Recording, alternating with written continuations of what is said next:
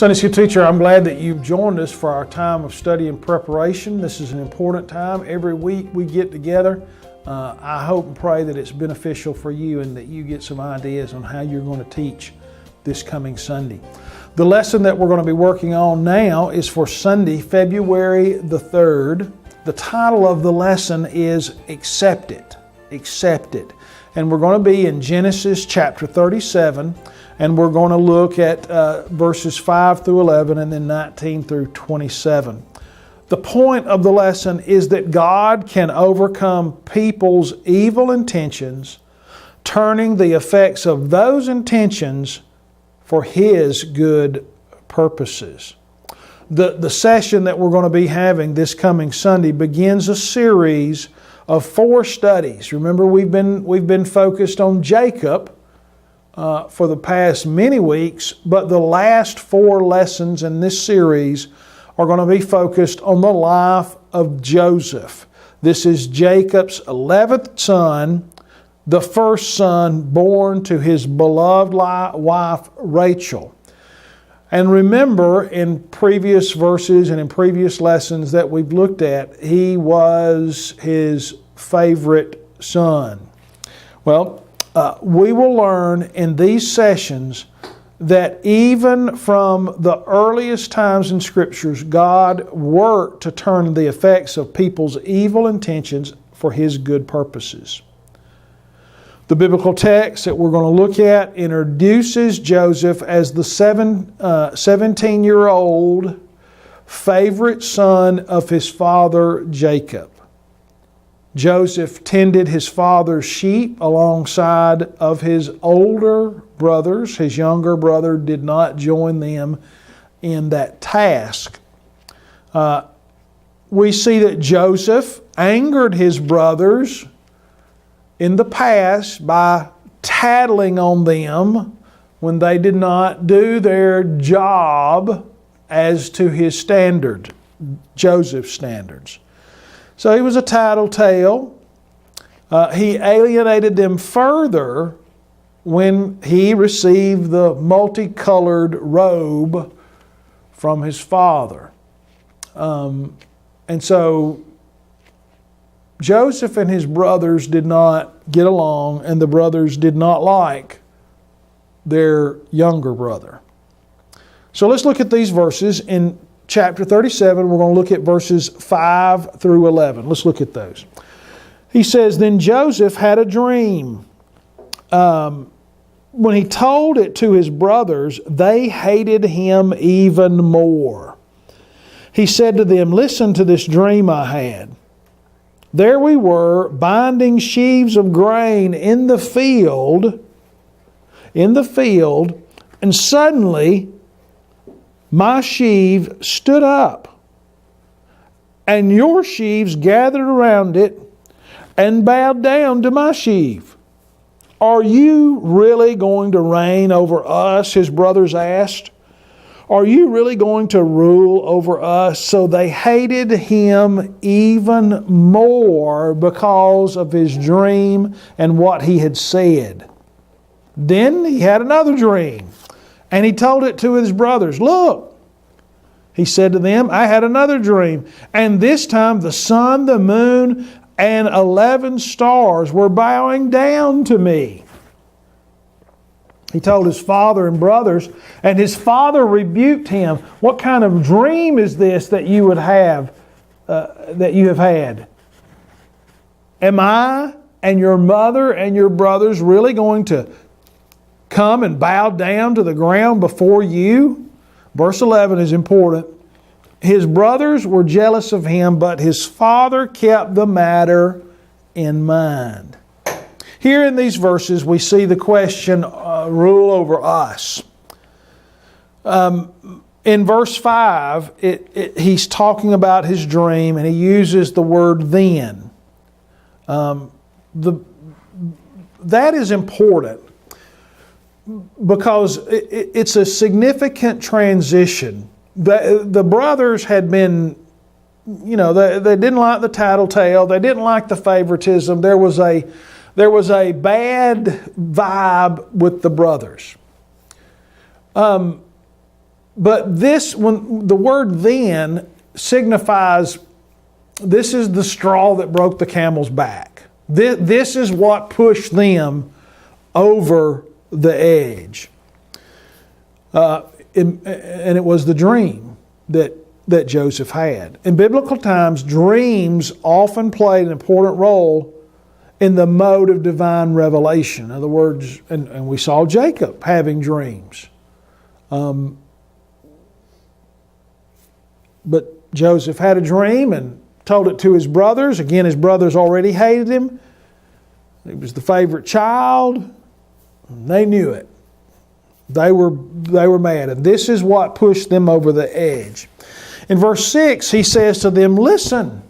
And what he's doing is he was eager to tell them his dream and what it meant. He was eager to tell them, oh, by the way, y'all were going to worship me. He wanted them to take it seriously. He was saying to them, see, I told you I was right. I've told y'all all along that I'm better than you.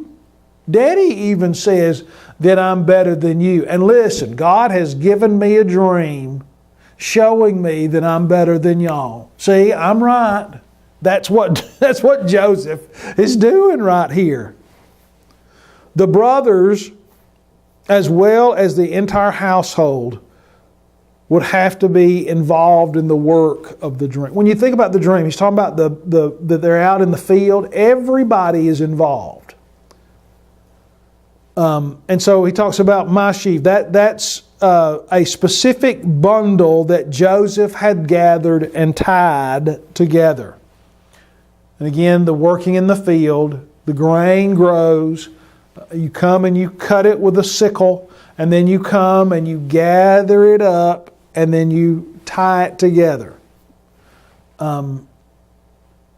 His sheaf that he put together was standing strong, but the other sheaves gathered around and bowed down. Joseph's brothers were represented by those others, and that they bowed down and worshiped him. That had to just make their blood boil. And that's why we see in verse 8, reign over, you're going to reign over us. That's like a king or a queen. There's two terms that are used there, reign and rule. Reign is like that of a king. The rule is the authority, like the police. And that's what they saw coming. It says there that they hated him even more.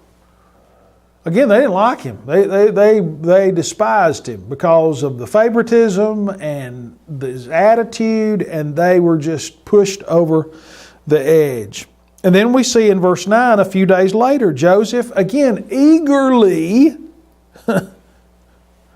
wanted to tell them about the other dream. He did not catch on to what his brothers had said or even what they were feeling. Again, he was 16-year-old. The dream here pointed to Joseph's future authority over his entire family. The sun, the moon, that's mama, that's daddy. The 11 stars are his 11 brothers. Verse 10, basically daddy says, you crazy.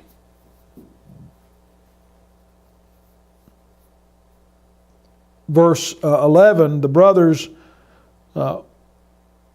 basically became jealous. The brothers were jealous of him. Favoritism, possessions, and now he's gained some type of spiritual insight. Yes, they hated him, but the reason they hated him is because they wanted what he had. But the father was thoughtful. That's important. The father kept this matter in mind. In other words, he was saying, what's going on here? What is going on here?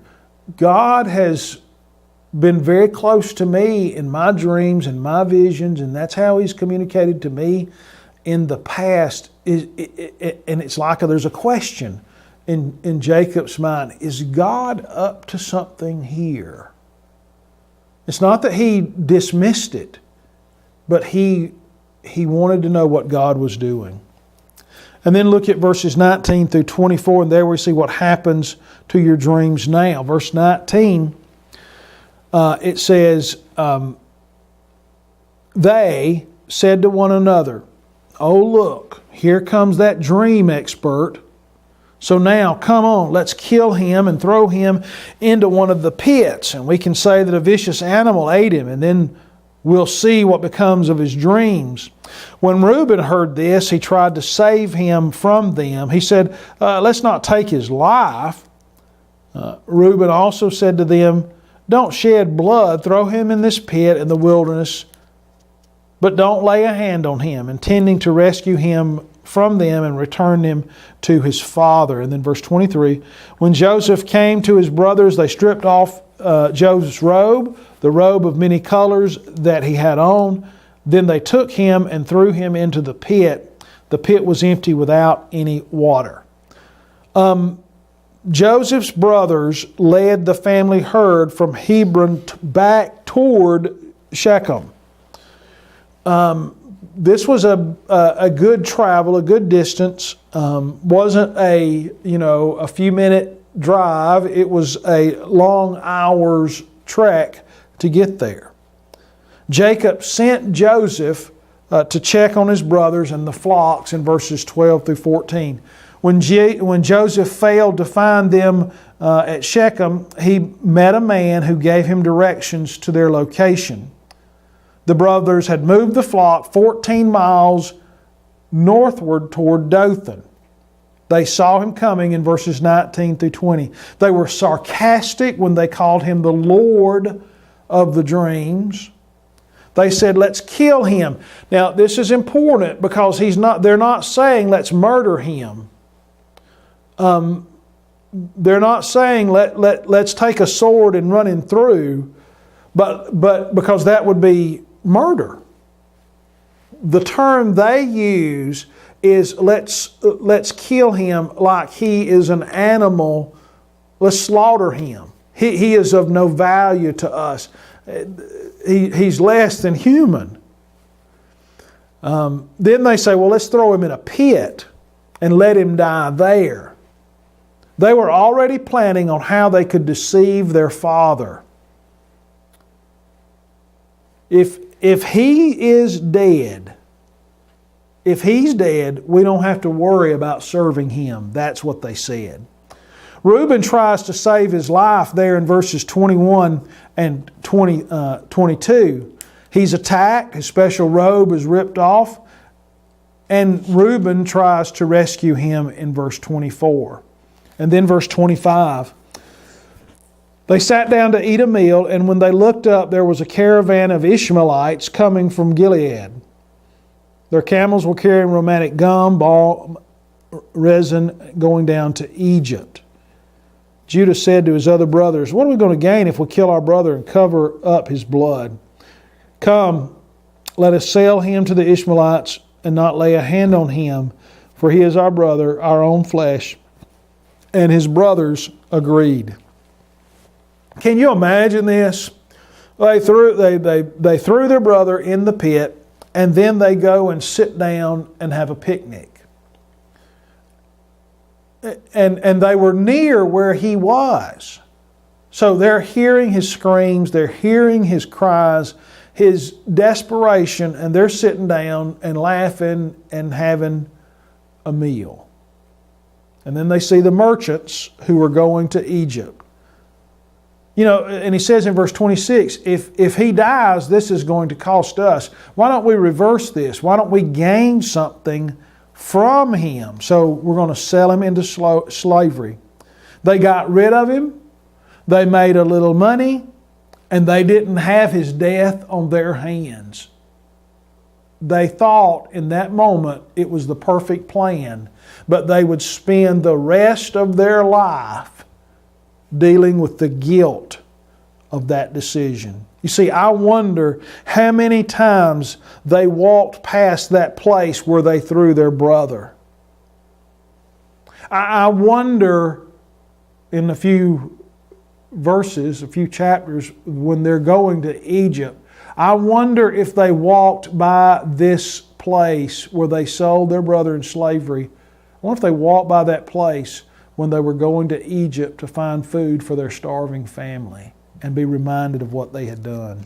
Well, a lot in these verses. I've given you some thoughts here on the summary of those verses and how you can cover those. The creating interest. How has telling the truth ever got you in trouble? Just talk about that. That's what Joseph did. He told the truth, and it got him in trouble. His delivery was not the best method, but he told the truth, but he got in trouble. So talk about that, and then do the body of the lesson with those summary points that are in your outline. And then, in closing, spend time praying for those who have sought you harm. Joseph's brothers sought to do him harm. Probably people in your group, they've got people in their life that are trying to hurt them. Spend time praying for those who wish to do us harm. Maybe have a season of silent prayer as you close out your session. Again, the title of this lesson is Accept It. The point of the lesson is that God can overcome people's evil intentions, turning the effects of those intentions into His good purpose. Well, I'll be praying for you as you teach this coming Sunday. God bless you.